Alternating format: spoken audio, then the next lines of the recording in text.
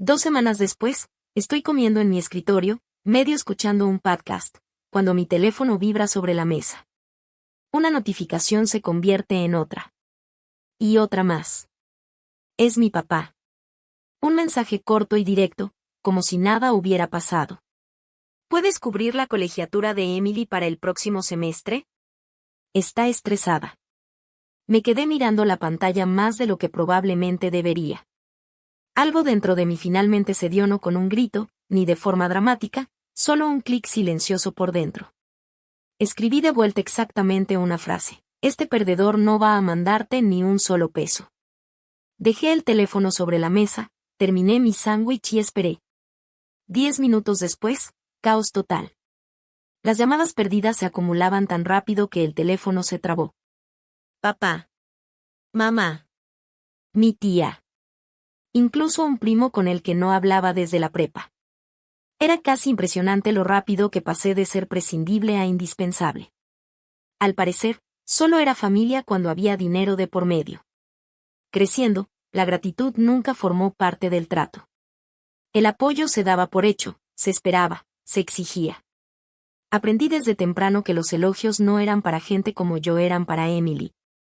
Ella flotaba por la vida protegida por excusas y palabras de aliento, mientras a mí me dejaban la responsabilidad como una lista de quehaceres que nunca terminaba. Si algo salía mal, de alguna manera la culpa recaía en mí. Yo era fuerte, lo que en realidad quería decir que era conveniente. De adulto, ese patrón simplemente se convirtió en transferencias bancarias y silencio educado. Yo pagaba, ellos pedían otra vez, y nadie se preocupaba por mí a menos que hubiera algún problema que resolver. Los días festivos venían con obligaciones, no con cariño.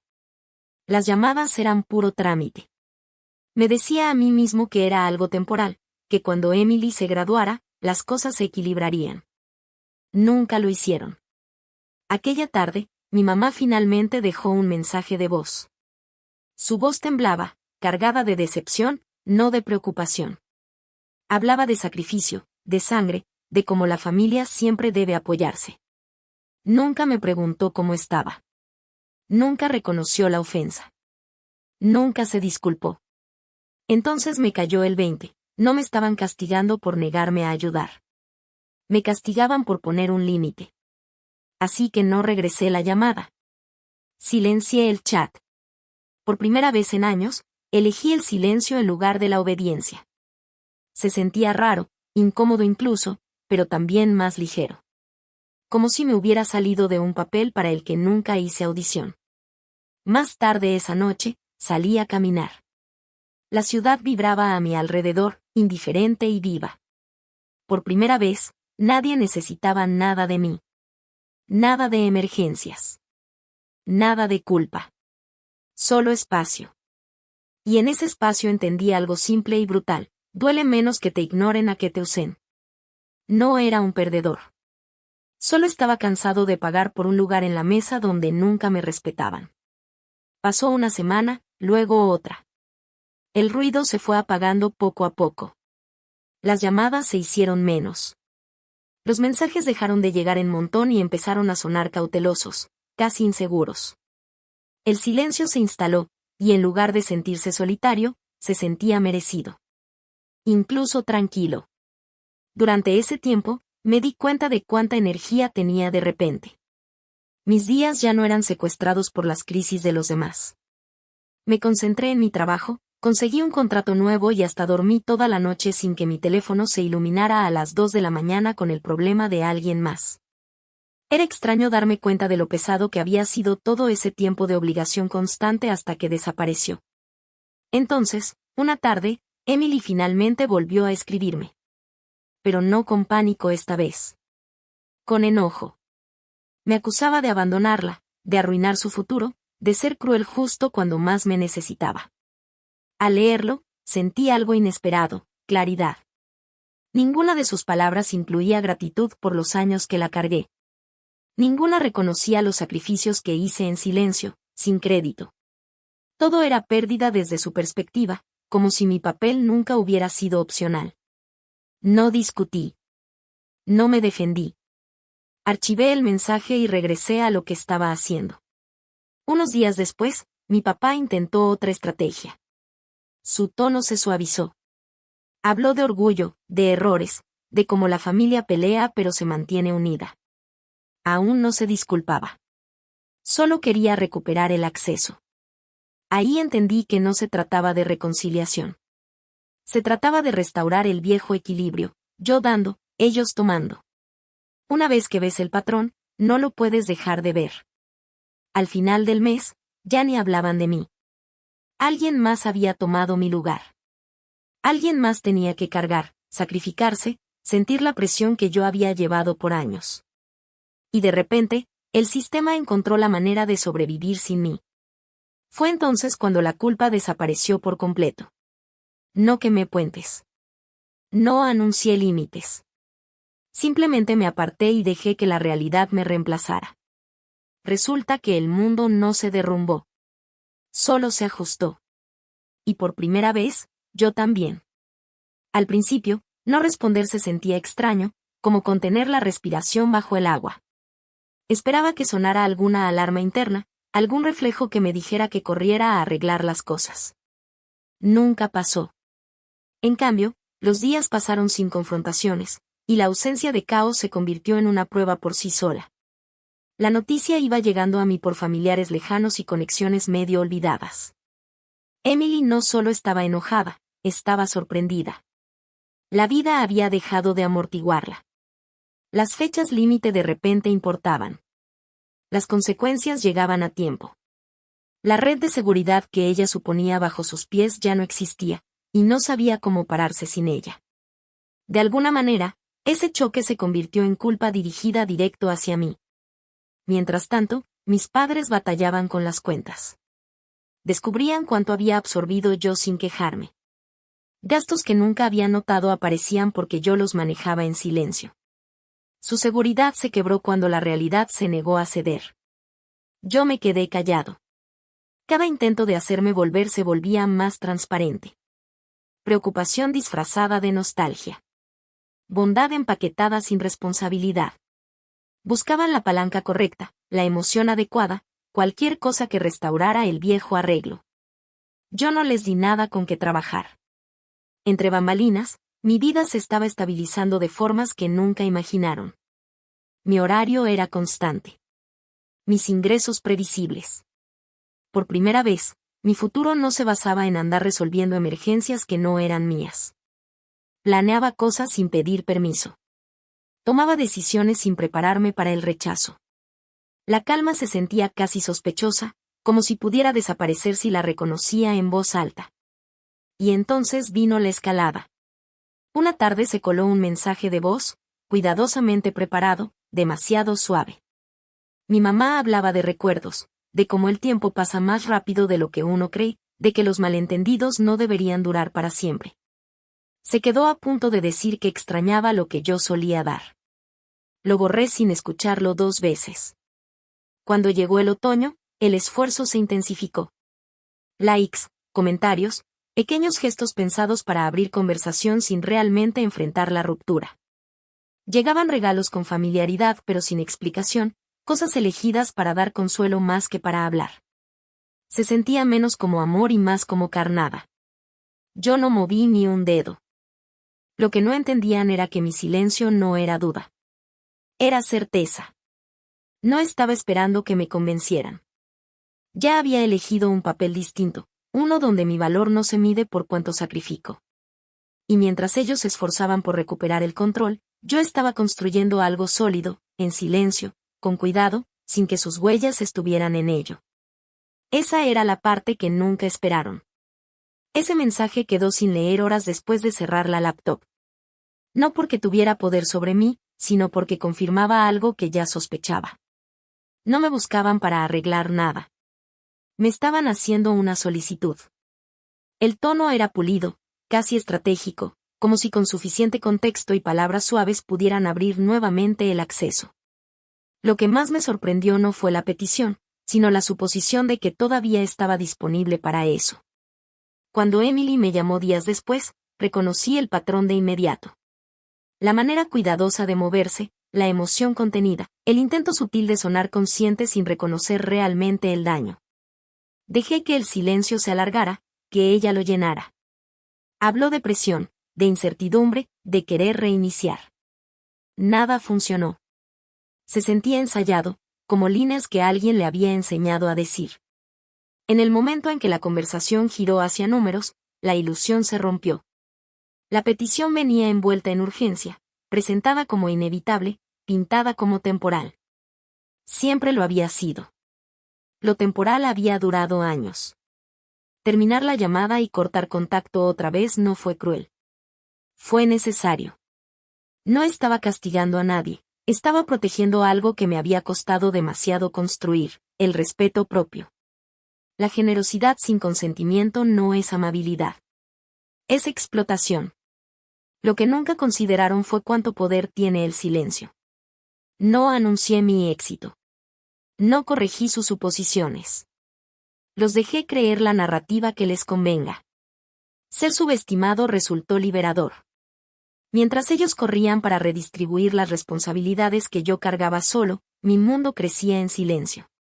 Mi agenda se llenaba de reuniones que respetaban mi tiempo.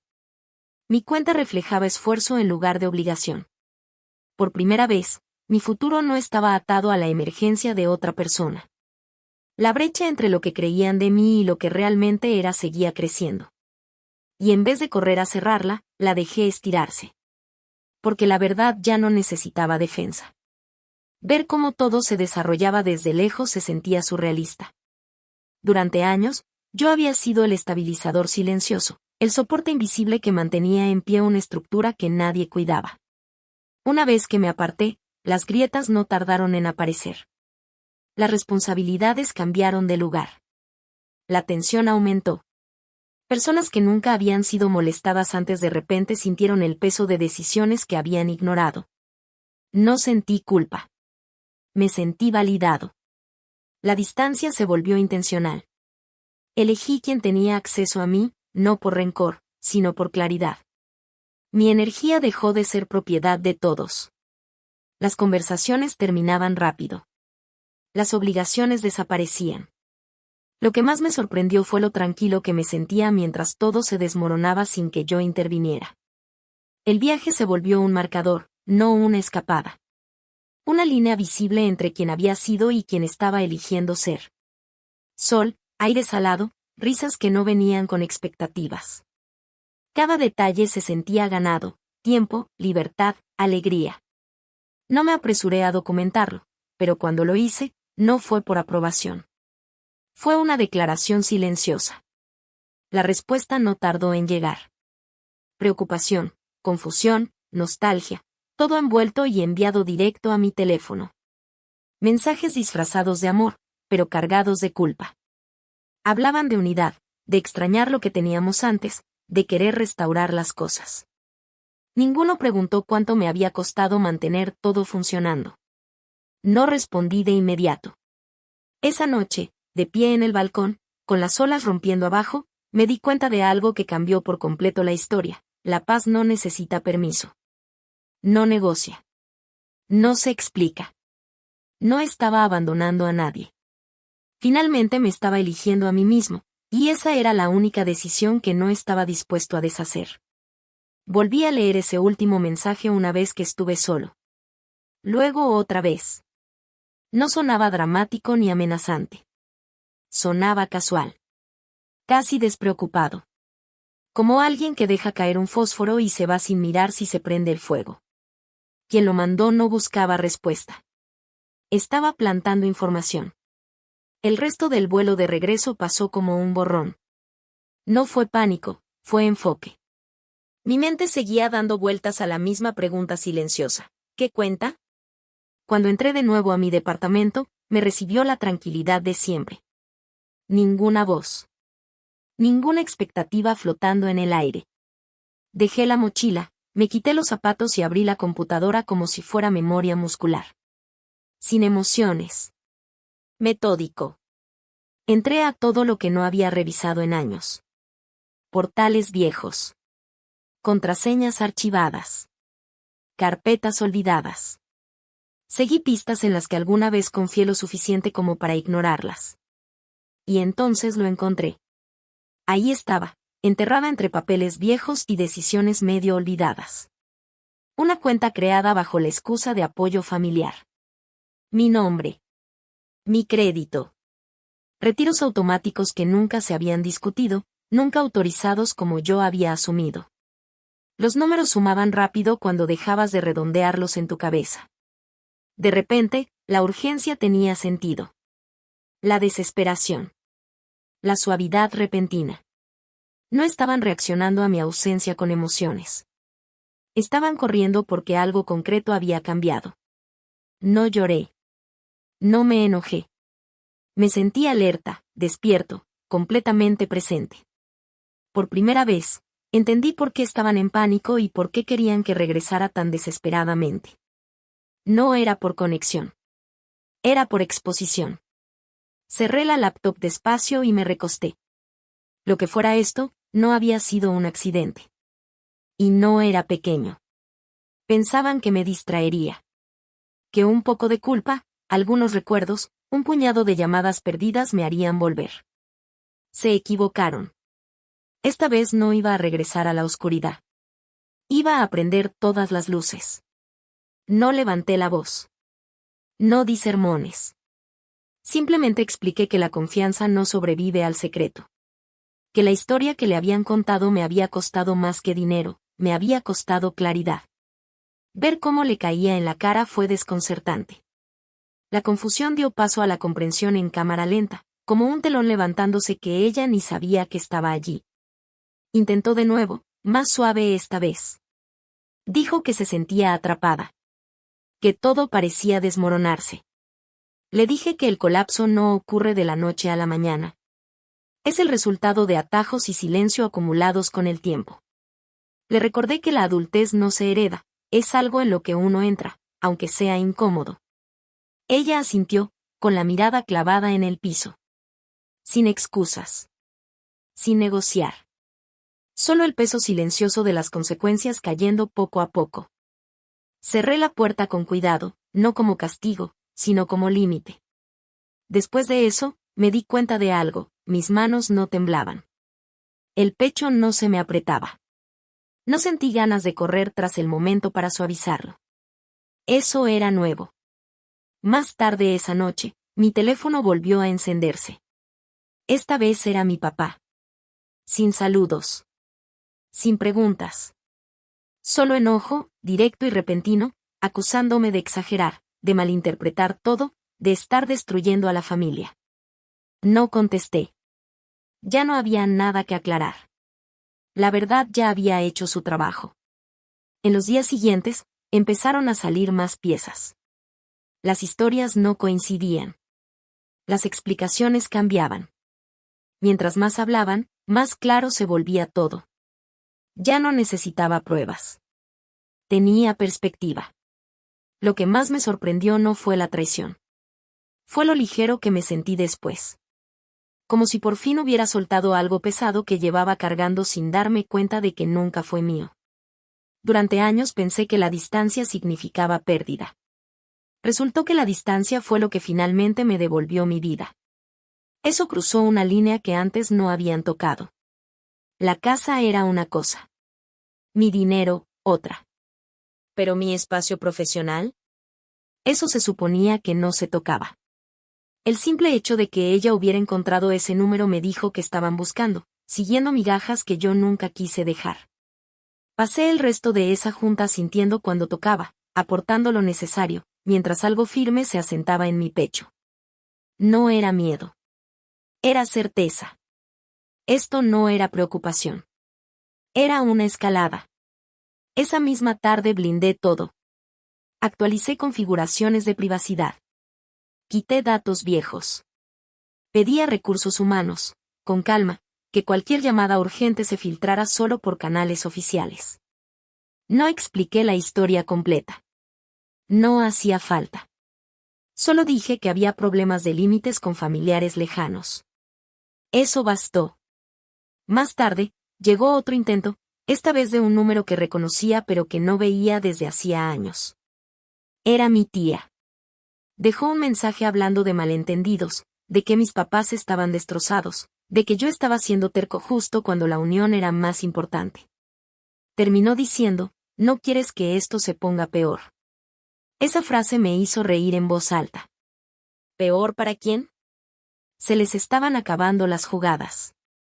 Se notaba en el cambio de presión a dramatismo. La narrativa ya no iba de arreglar las cosas, sino de controlar el daño. Yo ya no era el recurso. Ahora intentaban manejarme como si fuera un problema. La ironía era casi poética. Durante años habían contado con mi discreción. Con mi silencio. Con mi disposición a aguantar incomodidades para que nadie más tuviera que hacerlo. Ahora ese mismo silencio los ponía nerviosos. Porque cuando alguien deja de discutir, deja de explicar, deja de pedir que lo entiendan, ahí es cuando el poder realmente cambia de manos. No respondí nada. Ni a las llamadas, ni a las advertencias, ni a la culpa disfrazada de preocupación. En vez de eso, me fui a dormir temprano, dormí profundo y desperté con la mente clara. Lo que fuera que estuvieran planeando después, no iba a funcionar. Ya no estaban tratando con la versión antigua de mí, y lo sabían. Cuando cayó esa última acusación, algo dentro de mí finalmente se soltó. No era enojo, era desapego. Ese tipo de desapego que llega cuando te das cuenta de que la historia que ellos cuentan ya no te incluye como participante. Yo no estaba discutiendo hechos con personas comprometidas con la ficción. No estaba corrigiendo narrativas diseñadas para proteger egos. Dejé que el mito caminara solo y se fuera a donde quisiera. La distancia hizo su trabajo rápido. Sin tenerme siempre al alcance, su urgencia se volvió hacia adentro. Los problemas se quedaron sin resolver. La tensión rebotaba entre ellos en lugar de ir hacia mí. Podía casi imaginarlo, confusión rondando la casa, culpas cambiando de dirección, sin salida obvia. Mientras tanto, mi vida seguía avanzando. Ese fin de semana lo pasé preparando el viaje de formas pequeñas y tranquilas. Descargué mapas.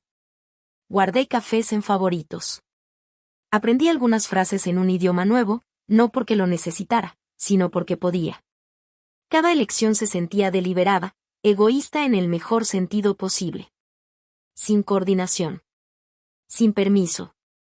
Sin planes de contingencia para el caos de otros. En el aeropuerto pasó algo extraño. No revisé mi teléfono compulsivamente. No me preparé para emergencias.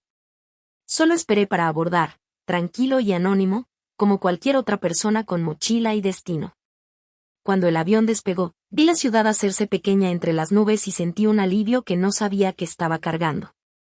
Portugal fue todo lo que imaginé y nada parecido a mi vida anterior. Caminatas largas sin interrupciones. Conversaciones que no giraban en torno a obligaciones. Noches que terminaban cuando yo quería, no cuando alguien más demandaba mi atención. Tomé fotos y nunca las publiqué. Existía sin ser observado. A mitad del viaje me di cuenta de algo importante. Ya no estaba demostrando nada. Ni a ellos, ni a mí mismo. Ya no reaccionaba, estaba eligiendo. Esa diferencia lo cambió todo. Podían seguir reescribiendo la historia. Podían seguir echando culpas como si fueran dinero. Nada de eso me seguía a otro país. Nada tocaba a la versión de mí que estaba construyendo una vida que no necesitaba permiso ni pago. Cuando volé de regreso a casa, supe que esto no era temporal. No era un descanso. Esto era la nueva forma de las cosas. Y por primera vez, el futuro no se sentía pesado. Se sentía abierto. Sostener ese sobre se sentía más pesado de lo que debería. Un papel no debería cargar tanta presión, pero este sí. No era una invitación. Era una retirada disfrazada de madurez. El texto estaba cuidado, sin acusaciones, limpio de números, como si fingir que nada existiera pudiera retroceder el tiempo. No respondí de inmediato. En vez de eso, subí, desempacé despacio y dejé que la tranquilidad del departamento se asentara a mi alrededor. Todo estaba exactamente donde lo había dejado. Sin caos esperando. Sin fuegos que apagar. Solo mi espacio, intacto, sin las expectativas de nadie más. En los días siguientes, el tono cambió otra vez. Menos exigencias. Palabras más suaves. Mensajes hablando de recuerdos en lugar de necesidades. Hablaban de lo distante que me sentía, de lo raro que era no saber de mí, de lo preocupados que estaban por perder la conexión. Aún sin reconocer lo que había descubierto. Aún sin asumir responsabilidad. Solo con la esperanza no dicha de que el tiempo debilitara mi determinación. No lo hizo. Lo que no entendían era que el poder había cambiado de manos en el momento en que dejé de participar. Me buscaban porque necesitaban alivio del miedo, de la vergüenza, de la incomodidad de las consecuencias. Yo no estaba reteniendo afecto. Estaba negándome a volver a un papel que me había costado años. Al final, redacté una respuesta. Sin emoción. Sin defensas. 3 oraciones, escritas una vez y sin editar. Les dije que no me interesaban conversaciones centradas en arreglar apariencias.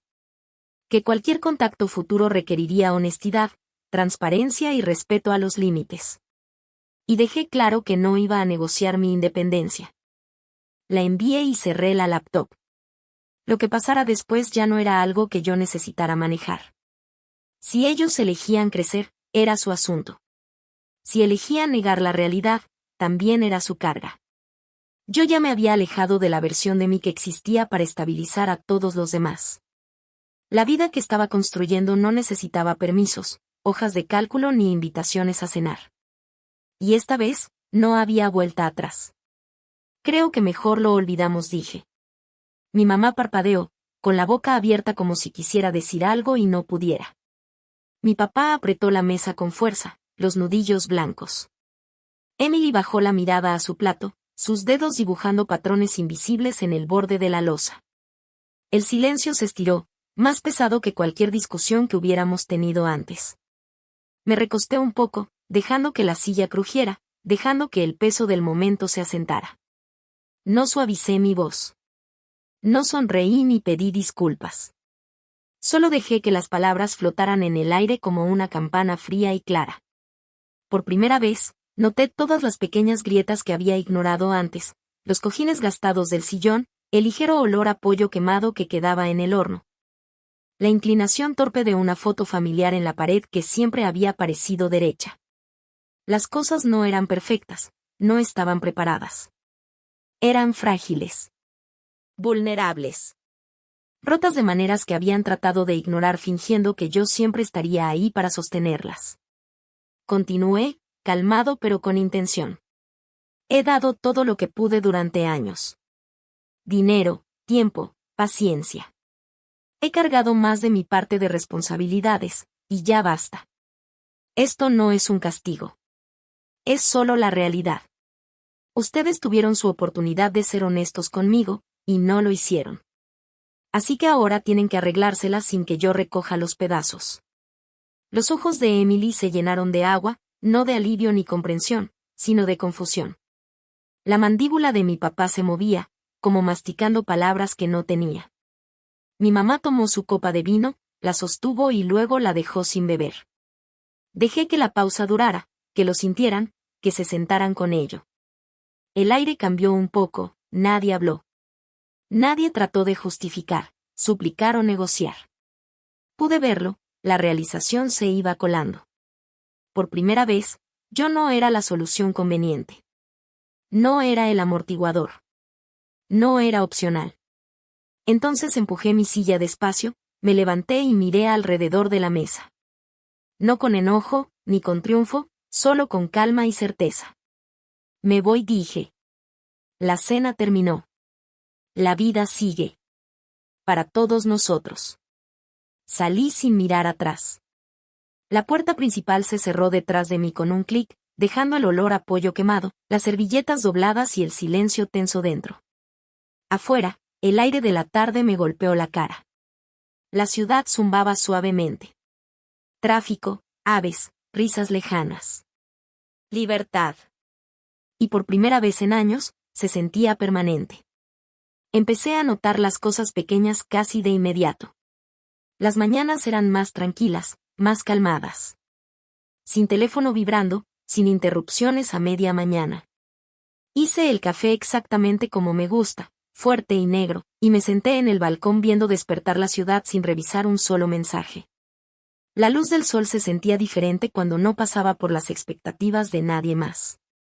Fui al supermercado y me quedé más tiempo en los pasillos, eligiendo lo que me llamara la atención, sin pensar en cenas familiares ni obligaciones. Pan fresco, jitomates maduros, chocolate oscuro, cosas que había dejado de comprar por años porque las necesidades de otros siempre iban primero. Se sentía indulgente de una manera que no esperaba, como redescubrir un pequeño placer secreto que siempre había estado ahí para mí. Incluso empecé a dejar mi agenda abierta, dejando bloques de tiempo solo para leer, caminar o no hacer nada. Ese silencio, antes insoportable, se convirtió en un lujo.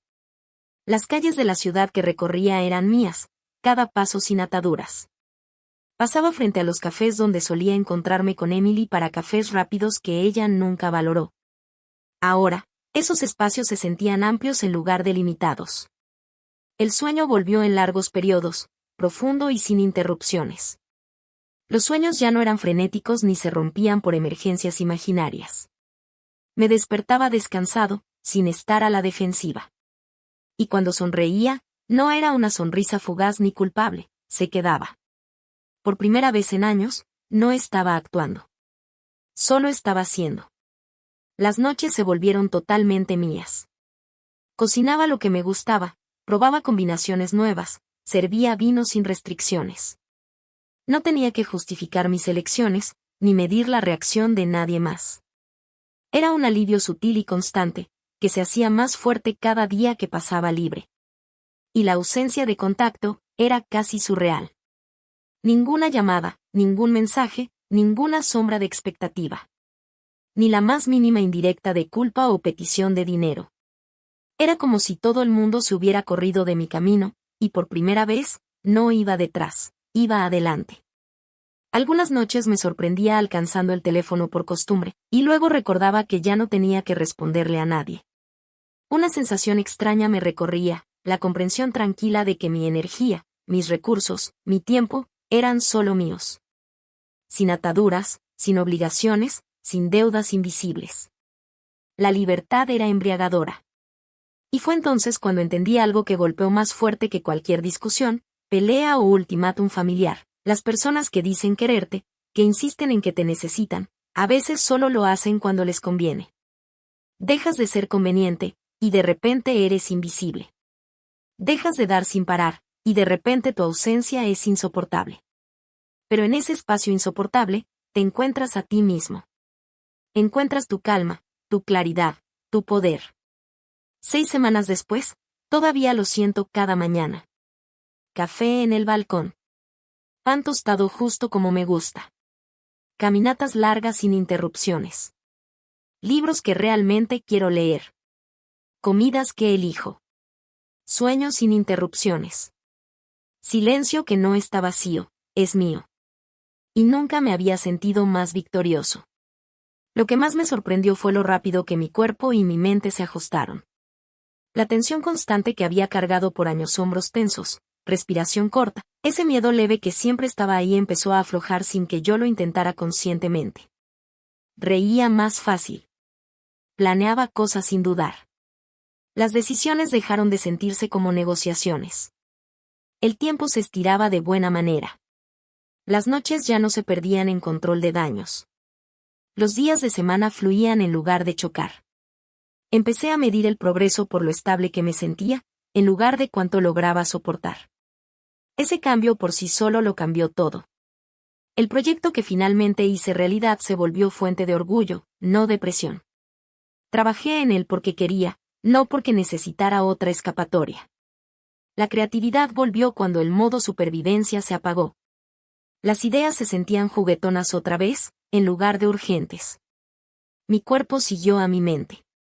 El descanso se volvió reparador en lugar de solo una pausa entre crisis. Moverme se sentía firme, no obligado. Empecé a reconocerme en el espejo, postura relajada, expresión tranquila, alguien que ya no se preparaba para el golpe. Lo que más destacaba era la ausencia de caos.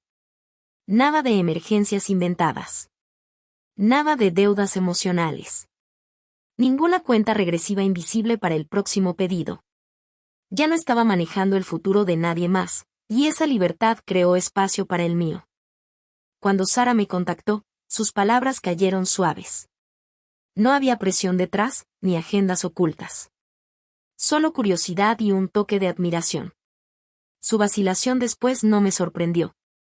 Alejarse parece simple desde afuera, pero requiere un tipo de valor que la mayoría no está lista para asumir. He dejado de esperar ese gran momento de película, la disculpa que lo explica todo, la comprensión que llega demasiado tarde. El cierre no vino de ser validado. Vino de elegir la paz y negarme a devolverla. Algunas historias no terminan con todos tomados de la mano. Algunas terminan con una persona saliendo del cuadro, dejando el ruido atrás. Y eso es suficiente. Se acabó explicar. El capítulo se cerró sin ceremonia. Sin anuncio, sin salida grandiosa, solo una decisión silenciosa que llevaba adelante cada día. Dejé de medir el progreso por las reacciones de otros y empecé a notar lo firmes que eran mis propios pasos. El futuro ya no parecía una serie de obligaciones apiladas una tras otra. Se veía abierto. Mi agenda ahora me pertenece. Mis fines de semana no vienen con condiciones. Mi teléfono se mantiene tranquilo, y mi mente aún más. Invierto donde hay reciprocidad, donde el esfuerzo fluye en ambos sentidos, donde el respeto no es algo que se negocia. Algunas noches todavía pienso en lo fácil que todo se desmoronó una vez que me alejé. No con amargura, sino con curiosidad. Me enseñó algo valioso.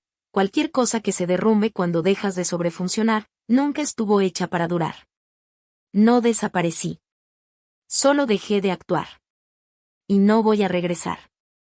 Estoy viviendo completamente, a propósito, sin pedir perdón.